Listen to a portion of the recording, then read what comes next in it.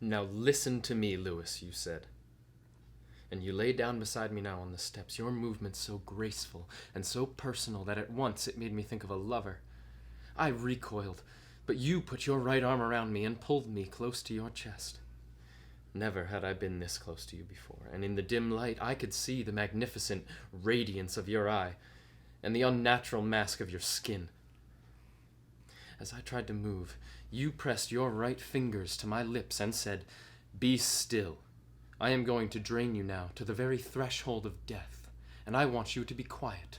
So quiet that you can almost hear the flow of blood through your veins. So quiet that you can hear the flow of that same blood through mine. It is your consciousness, your will, which must keep you alive." I wanted to struggle, but you pressed so firmly with your fingers that you held my entire prone body in check. And as soon as I stopped my abortive attempt at rebellion, you sank your teeth into my neck. The result was that within minutes I was weak to paralysis. Panic-stricken, I discovered I could not even will myself to speak. You still held me, of course, and your arm was like the weight of an iron bar. I felt your teeth withdraw with such a keenness that the 2 puncture wounds seemed enormous, lined with pain. And now you bent over my helpless head and, taking your right hand off of me, bit your own wrist.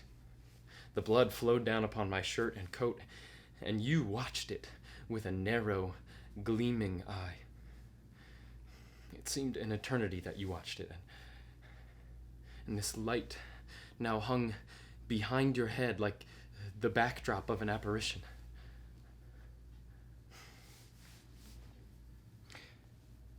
I think I knew what you meant to do, even before you did it, and I was waiting in my helplessness as if I had been waiting for years.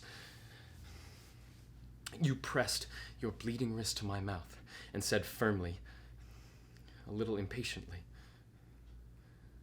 "Lewis, drink." And I did. I drank, sucking the blood out of the holes, experiencing for the first time since infancy the special pleasure of sucking nourishment, the mind focused with the body upon one vital source, and then something happened. How pathetic it is to describe these things which cannot truly be described. I saw nothing but that light then as I drew blood, and then this next thing was sound.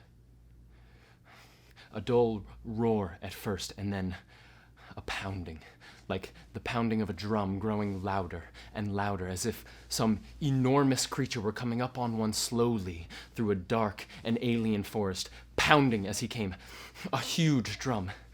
And then there came another pounding, as if another giant were coming yards behind the first one, and each giant, intent on their own drum, gave no notice to the rhythm of the other.